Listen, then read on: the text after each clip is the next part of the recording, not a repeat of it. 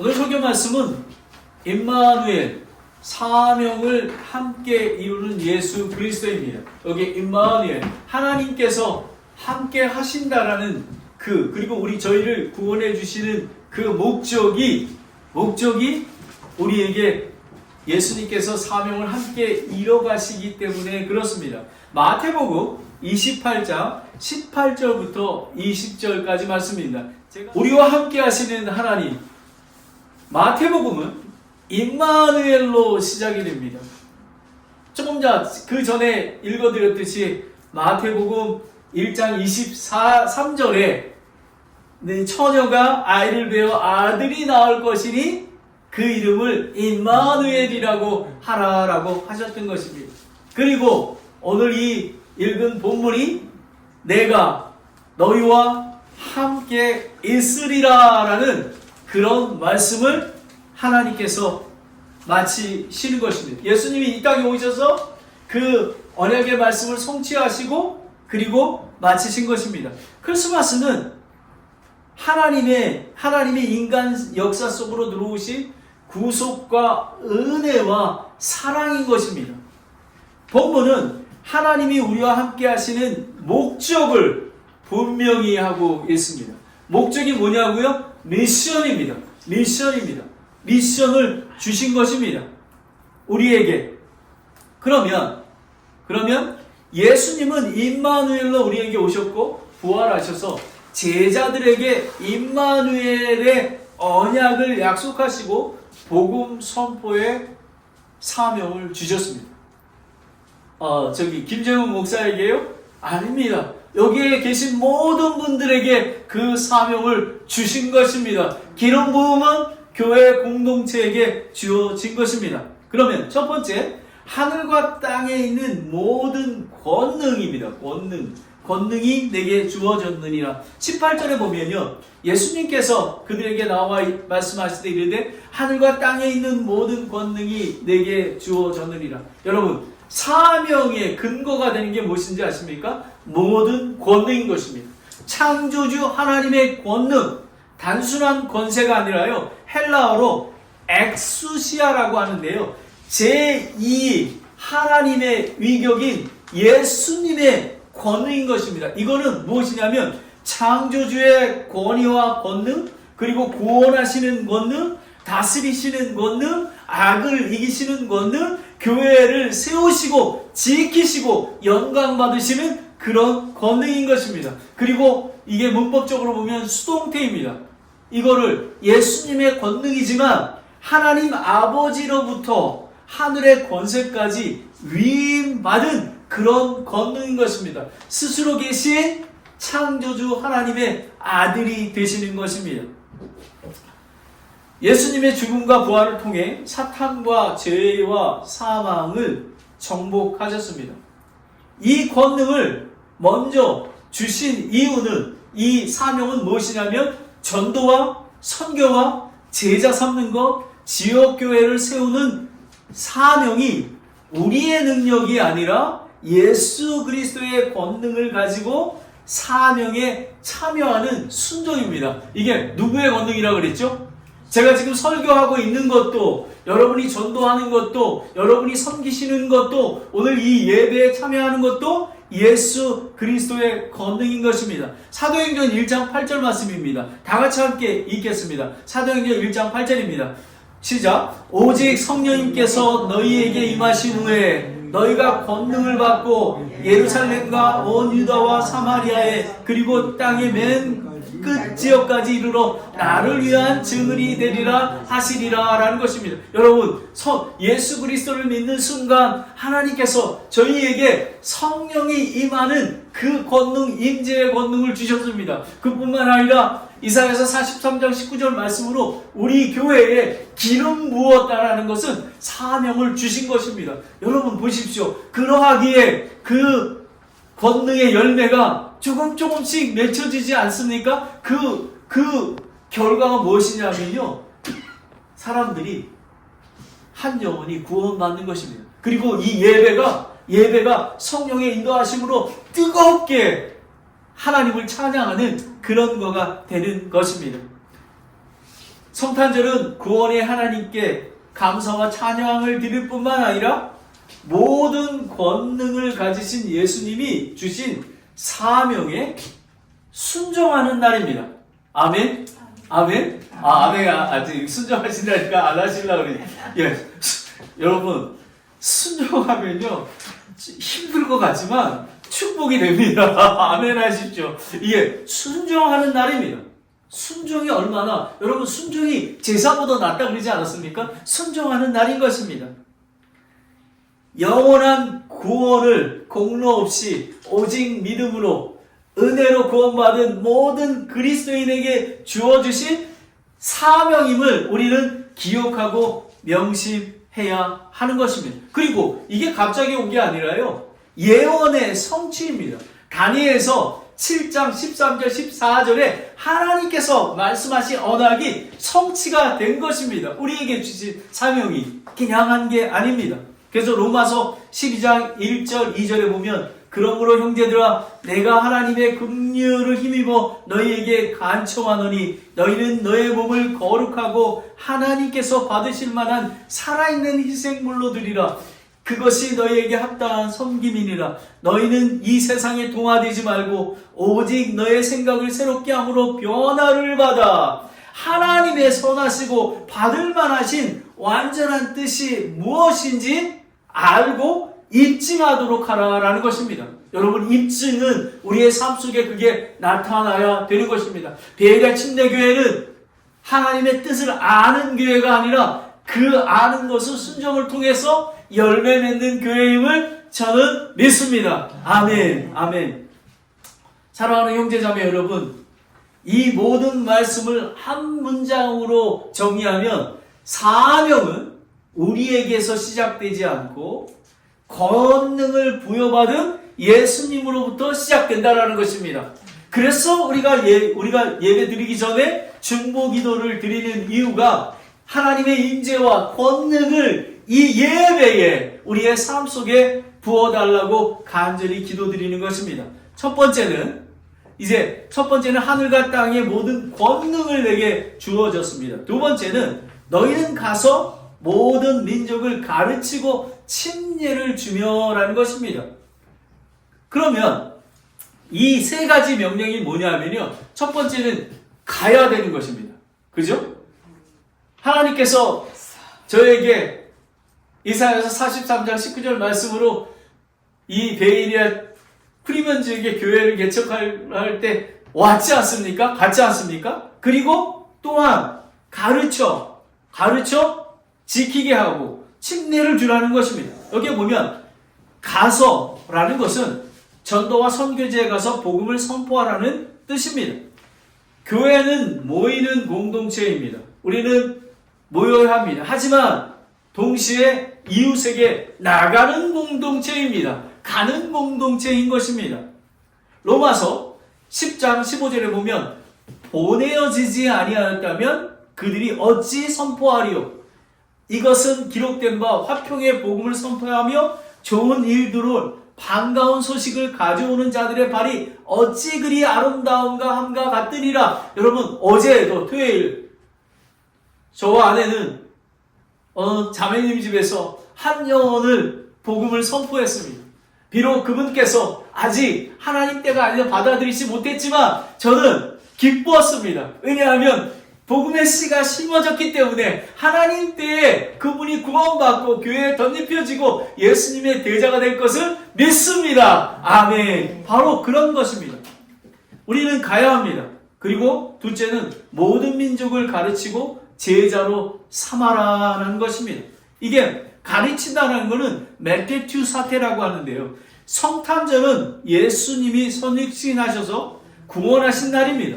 이거는 유대인에게 국한되었던 구원이 모든 민족에게 복음을 전하라는 사명을 주시는 것입니다. 가르쳐 지키게 하고 또 지역교회의 목적은 제자 삼는 것입니다. 예수님의 제자를 삼는 것입니다. 바로 그것입니다. 20절 전반절에 보면요, 내가 너희에게 명령한 모든 것을 그들에게 가르쳐 지키게 하라라는 것입니다. 여러분, 가르쳐 지키게 하는 거는요, 정말 구원하는 것도 중요하지만 저희가 왜 주일날 성경 공부하고 수요기도 모임에 또 성경 공부하고 제자 훈련하고 하는 이유가 뭐냐면요, 가르쳐 지키게 해야 되는 것입니다. 우리는 예수 그리스도를 쫓아가는 그런 성숙한 그리스도인으로 자라나야만 하는 것입니다. 그리고 세 번째는 침례를 주고라는 것. 베프티존데스라고 합니다. 베프티조라고 합니다. 침례. 이거는 정체성의 변화를 우리가 고백하는 것입니다. 그러면 보면 이 침례는 교회의 전통이 아니라 나는 예수께 속했다라고 공적으로 고백하는. 근데 왜 우리가 침례를 받을까요? 저는 딱 한 가지를 여러분이 드리겠습니다. 예수님이 침례 요한에게 침례를 받지 않으셨습니까? 바로 예수님이 침례를 받으셨는데 저희도 마땅히 침례를 받아야 하는 것입니다. 그리고 침례를 언제 받느냐면 구원받은 바로 직후 즉시, 여러분 이디오피아 내시가 빌립에게서 즉시 받았던 거랑 마찬가지입니다. 그런데 이런 부분이 있습니다. 어떤 분이 있는데 침례를 한 3번 받았어요. 근데 이렇게 얘기를 나눠보니까 구원받지 않은 거예요. 그러면 구원, 예수님을 믿고 구원 받으면 즉시 지역교회를 통해서 침례를 받는 거가 성경적인 것입니다. 바로 그런 것입니다. 지역교회의 의식이 2가지가 있는데요. 침례의 의식과 주의 만찬입니다. 떡을 떼며 우리가 피와 빵을 나누는 그런 거가 있습니다.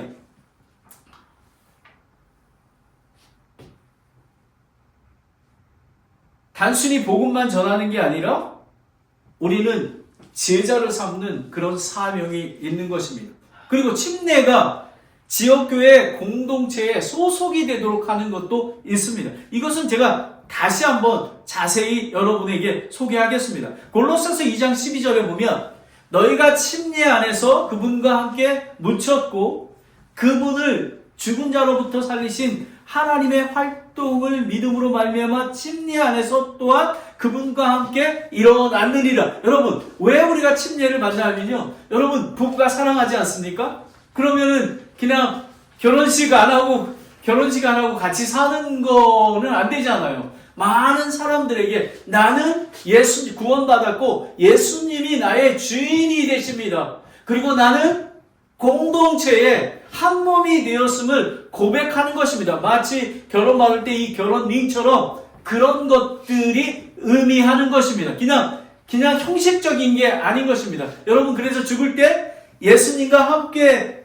물에 들어가서 죽었고 그리고 장사되었다가 3일 만에 부활하신 예수님과 나는 연합되었습니다 라는 것을 고백하는 것입니다. 여러분, 자기가 마음으로 믿어 입으로 시인하여 구원을 얻었지만 그 모든 컨그리게이션 앞에서 고백하는 것입니다. 그러면 목사님께서 다시 한번 또 검증할, 정말로 구원받았습니까? 예수님의 주인이십니까?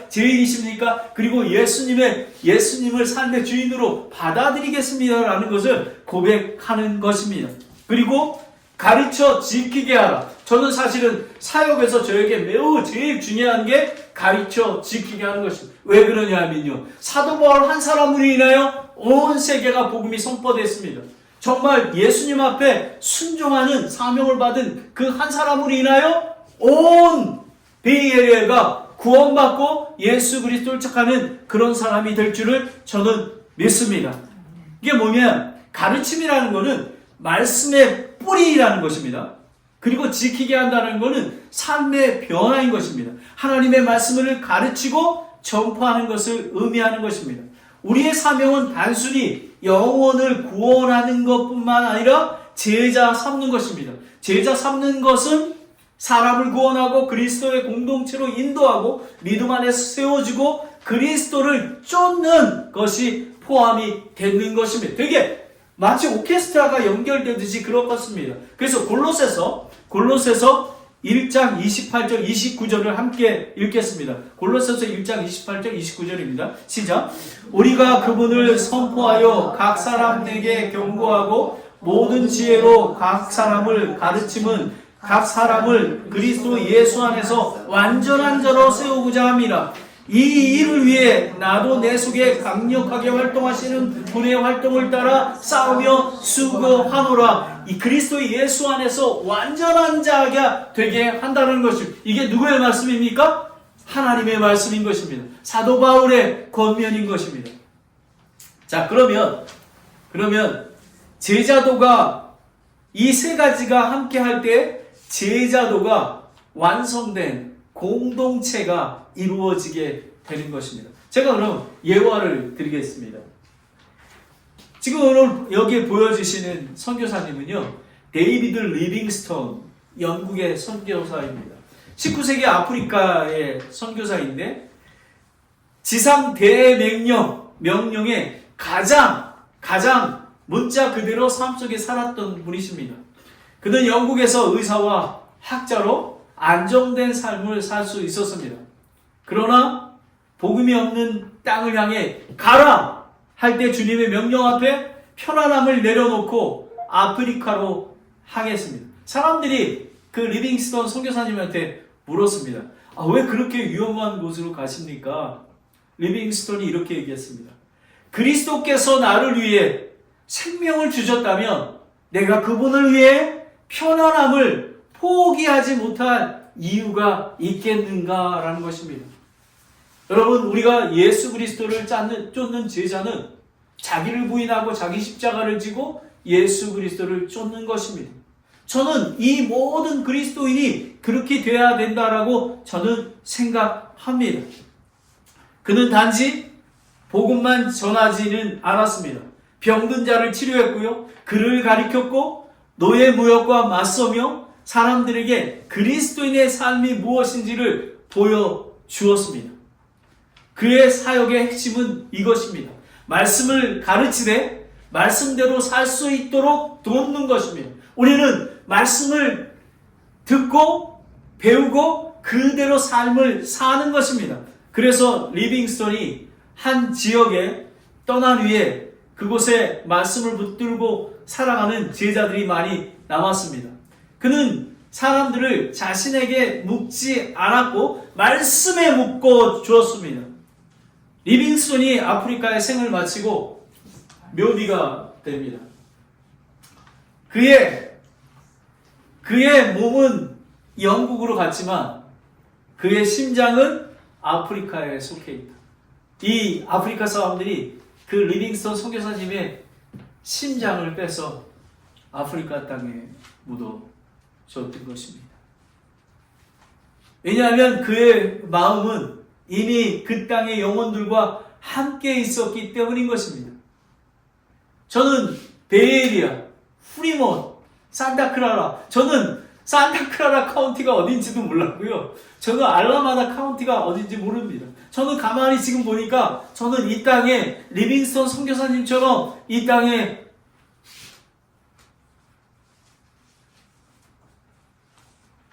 그런 마음이 가끔가다 듭니다. 이것이 예수 그리스도를 따르는 제자입니다. 제자도는 가서 말하는 걸로 끝나지 않고 가서 가르쳐 지키게 하는 것입니다. 이것이 주님이 기뻐하시는 참 제자의 모습. 저는 이런 교회가 되기를 원합니다. 제가 이런 목사가 되기를 원하고 이런 가정이 되기를 원하고 각 가정이 이런 가정으로 세워지기를 예수 그리스도의 이름으로 간절히 기도합니다. 아멘. 마지막으로 내가 세상의 끝까지 항상 너희와 함께 하리라. 사명을 가능케 하는 임마누엘입니다. 여기에 보면 내가라고 있습니다. 내가 이거는 헬라어로 에고인데요. 주도권의 강조입니다. 제자의 삶은 내가 열심히 하는 게 아니라 하나님이 함께 하신다라는 것입니다. 그래서 우리가 하나님과 친밀한 관계를 갖게 되는 것입니다. 리빙스턴 선교사님이 저렇게 아프리카에서 정말 심장이 묻을 정도로 사역했던 이유가 그가 잘나서 그런 게 아닙니다. 하나님의 권능이 임했고 하나님의 기름 부음의 사명이 주었고 그분이 순종했기에 이런 역사가 일어났던 것입니다. 너희와 함께 매드 휘먼이라고 하는데요. 동행 연합입니다. 예수님은 곁에서 지켜보실 뿐만 아니라 사명을 함께 이루시는 임마누엘입니다. 아멘. 여러분, 우리 사명을 받았잖아요. 우리가 두려웠지만 담대한 이유가 임마누엘 하나님께서 함께 이루어 가신다라는 사실입니다. 저는 이 베레아 침례교회를 통해서 하나님께서 매일의 삶에 이루어 가시는 그것을 보고 체험하고 느끼고 있습니다. 그래서 하나님께 감사를 드리는 것입니다. 예수님은 이거는, 그리고 항상이라는 의미는요, 시간의 완전성인 기쁜 날뿐만 아니라 두려운 날, 실패한 날, 눈물의 날까지도 하나님께서 함께 하신다는 것입니다. 여러분 너무나 저는 이해하지 못하는 그런 고통성에 있습니까? 여러분, 임마누엘의 하나님께서 여러분을 동행하시고 여러분과 함께 계시고 여러분을 정말 예수 그리스도의 재림까지 인도하심을 믿으시길 바랍니다. 그래야만 힘이 나는 것입니다. 아멘. 이사야서 41장 10절에 너는 두려워하지 말라. 내가 너와 함께함이라. 놀라지 말라. 나는 내 하나님이라. 내가 너를 강하게 하리라. 참으로 내가 너를 도와주리라. 참으로 내가 내 의의 손으로 너를 떠받쳐 주리라. 아멘. 이 이사야서 말씀대로 이루어지고 있음을 믿으시기 바랍니다. 그런데 언제까지요? 세상 끝날까지입니다. 세상 끝날. 그러니 우리는 하나님께 기도하고 우리는 날마다 하나님 앞에 나아가서 하나님의 은혜를 체험하고, 그리고 어떤 힘들 때에도 임마누엘, 여러분이 힘들고 지칠 때, 그리고 사탄 마귀가 틈탈 때마다 이렇게 선포하십시오. 나는 임마누엘 하나님이 나와 함께 계신다. 아멘, 아멘, 아멘. 그러면 승리할 줄 믿습니다. 언제까지요? 재림까지 지속되는 동행입니다. 성탄은 초림의 임마누엘입니다. 그리고 오늘 말씀은 지상 내 명령은 사명 속에서 임마누엘인 것입니다. 그리고 예수님이 재림하시는 것, 공중에 재림하시는 것은 구속의 역사가 완성되는 임마누엘을 얘기하고 있습니다. 그래서 우리는 구속이 완성되는 임마누엘을 소망하는 것입니다. 우리는 이 땅을 보지 않습니다. 때로는 몸이 아프고 지칠 때, 때로는 빨리 천국 가고 싶을 때도 있습니다. 하지만 하나님께서 인도하시기에 힘주시고 능력 주시고 지금 있는 거에 대한 감사와 찬양을 드리는 저와 여러분이 되기를 원합니다. 예수님은 제자들에게 영적인 임재를 확신시켜 주셨는데, 이는 육신적인 임재보다 제자들에게 훨씬 더 능력 있고 유익했습니다. 여러분, 예수님이 공생의 기간에 함께 할 때에는 예수님을 배반하고 하지 않았습니까? 그런데 예수님이 승천하시고 하나님의 영이 임했을 때 정말 죽음까지도 두려워하지 않는 그런 제자들이 되지 않았습니까? 그 영이 저와 여러분에게 함께 하십니다. 아멘. 여러분, 그리스도의 영이, 성령이 우리와 함께 있으리라는 그런 뜻입니다. 이 의미는 그들이 겪을지도 모르는 어려움을 헤쳐나가도록, 이 위대한 사명을 성공적으로 완수하도록 도와주시겠다라는 것입니다. 여러분, 아멘입니다. 이것입니다. 그리고 영원히 함께하기 위해 반드시 속히 오신다고 요한계시록 22장 20절 21절에 나와 있습니다. 디모데 후서 4장 17절 18절 말씀을 함께 읽겠습니다. 디모데 후서 4장 17절 18절입니다. 시작. 그럼에도 불구하고 주께서 나와 함께 하사 나를 강건하게 하셨으니 그것으로 나로 말미암아 그 선포한 말씀이 온전히 알려져서 모든 이방들이 듣게 하려 하심이라. 내가 사자의 입에서 구출되었느니라.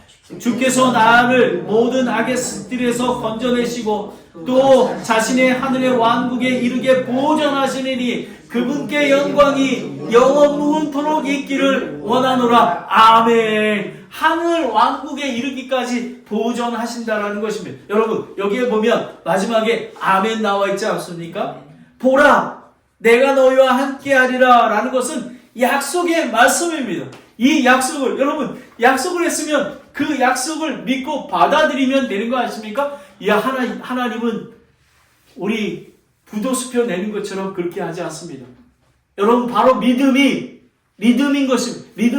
믿음으로 우리는 승리하는 것입니다. 내가 함께 하시는 하나님께서 비록 이 베레아 침례교회가, 개척교회가 어렵고 또 때로는 시험을 받고 하지만 하나님께서 함께 하신다기에 하나님께서 영광 받으시는 교회가 될 줄 믿습니다. 아멘. 두 번째 예화입니다.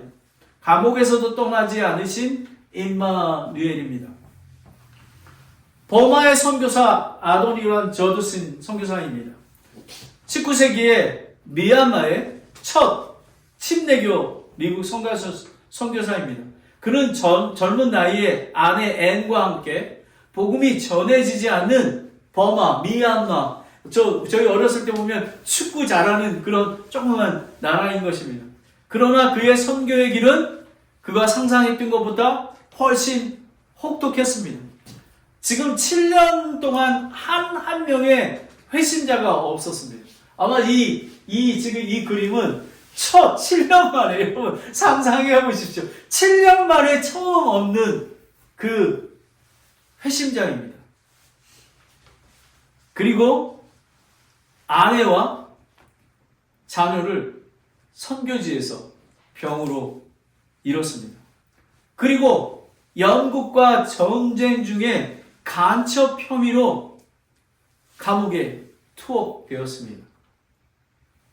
그 감옥에서 저드슨은 신앙을 버리지 않았습니다. 그는 이렇게 고백했습니다. 하나님의 뜻은 고난을 통해서도 결코 실패하지 않는다라는 말씀을 붙들었습니다. 이거는 그 저드슨 목사님의 그런 신물이 아니라요, 그 이미지화한 것입니다. 감옥에 있는 것을 알려주는 것입니다. 감옥에서 저드슨 선교사님은 신앙을 버리지 않았습니다. 확실한 이 고난 속에서 결코 실패하지 않는다라는 확신을 갖고 있었습니다. 또 놀라운 것은 감옥에서조차 하나님은 저드슨과 함께 하셨던 사실인 것입니다. 그의 아내 앤은 날마다 감옥에 찾아와 남편에게 음식과 성경 원고를 전해주며 저드슨은 감옥에서 성경을 버마 언어로 번역을 했습니다. 그래서 그 버마의 복음이 활짝 퍼지고 열매를 맺게 됐던 것입니다. 그가 남긴 버마어 성경은 오늘날 미얀마 교회의 기초가 되었습니다. 고난 속에서 함께 하는 것입니다. 사랑하는 성도 여러분, 저드슨 선교사님의 사명은 그의 능력으로 유지된 것이 아닙니다. 자우를 때만 아니라 감옥에서도 정말 상심과 침묵의 세월 속에서도 임마누엘의 주님이 함께 하셨기 때문에 끝까지 완주할 수 있었습니다. 이렇게 하십니다. 예수님은 사명이 쉬울 거라고 약속하지 않으셨습니다. 저는 분명히 어려울 거라 합니다. 하지만 끝까지 함께 하겠다는 임마누엘의 하나님의 약속을 믿기에 저는 리빙스톤 목사님처럼 이 저드슨 선교사님처럼 그 자리에서 버티고 그리고 고난을 이겨내며 복음을 전하고 제자 삼는 그런 목사가 되기를 소망합니다. 아멘. 결론입니다. 마태복음 오늘의 본문의 메시지는 모든 권능을 가지신 예수 그리스도 그리고 모든 민족을 향한 사명 그리고 세상 끝날까지 함께 하시는 임마누엘의 하나님인 것입니다. 여러분, 예수 그리스도의 권능이 우리에게 주어졌습니다. 그리고 우리는 예수 그리스도를 통해서 성령님을 통해서 기름 부음을 받은 사명자, 사명교회가 되었습니다. 그리고 오늘 임마누엘 하나님께서 함께 하신다고 약속하셨습니다. 여러분, 이것은 분리될 수가 없습니다. 권세 없는 사명은 부담이 되고요. 권능 없는 사명은 힘이 없습니다. 하지만 임마누엘이 없는 사명은 좌절하고 포기하고 맙니다. 하지만 그러나 권세를 가진 주님이 임마누엘과 함께 하신다면 사명은 특권이 되며 열매를 분명하게 맺게 될 것입니다. 아멘. 오늘 여러분에게 적용 말씀을 드리겠습니다. 저와 여러분의 신앙을 점검하시기 바랍니다. 나는 지금 내 능력으로 사명을 피하고 있는가? 아니면 주님의 권세, 권능을 믿고 오늘 말씀하신 거에 순종하고 있는가? 그리고 제자도에 대한 방향의 점검입니다. 나는 단지 교회에 다니는 사람인가? 아니면 말씀을 배우고 지키는 제자인가입니다. 여러분은 제자이십니까? 제자가 되어야 합니다. 그리고 사명의 자리 점검입니다. 하나님께서 나를 보내시는 곳, 나의 모든 민족이 어디인 것입니까? 여러분 가정입니까? 이웃입니까? 직장입니까? 열방입니까? 하나님께서 확실하게 주신 것은 베레아 침례교회와 같은 사명을 주셨다라는 사실입니다.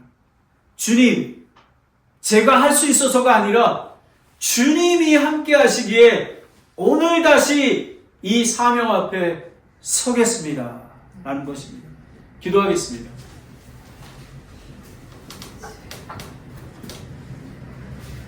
근데 우리가 그리스도의 권능을 받으려면요, 우리가 예수 그리스도를 믿고 구원을 받아야 합니다.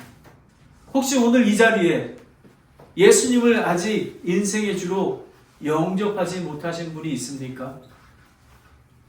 예수님을 믿는다라는 것은 종교가 아닙니다. 임마누엘의 하나님입니다. 나와 함께 하시는 구원의 하나님을 영접하는 것입니다. 믿는 것입니다. 오늘 그분을 믿음으로 받아들이십시오. 그분은 구세의 주이시며 끝까지 함께하는 주님이십니다. 오늘 혹시 목사님, 저는 이 메시지를 듣기 전까지는 저는 구원받지 못했습니다. 하지만 오늘 이 메시지를 통해서 임마누엘의 하나님이 되기 위해서 하나님께서 우리를 사랑하셔서 자신의 독생자이신 예수 그리스도를 나의 죄를 위하여 십자가에 죽으시고 장사된 지 3일 만에 부활하신 그 하나님을 믿습니다. 임마누엘의 하나님을 믿습니다. 목사님, 저를 위해서 제가 믿습니다. 혹시 이렇게 고백하시는 분이 있으십니까? 제가 기도하겠습니다.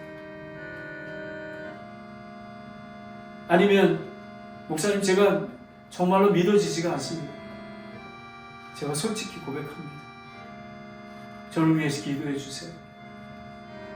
여러분, 이거는 생과 사가 달리는 문제입니다.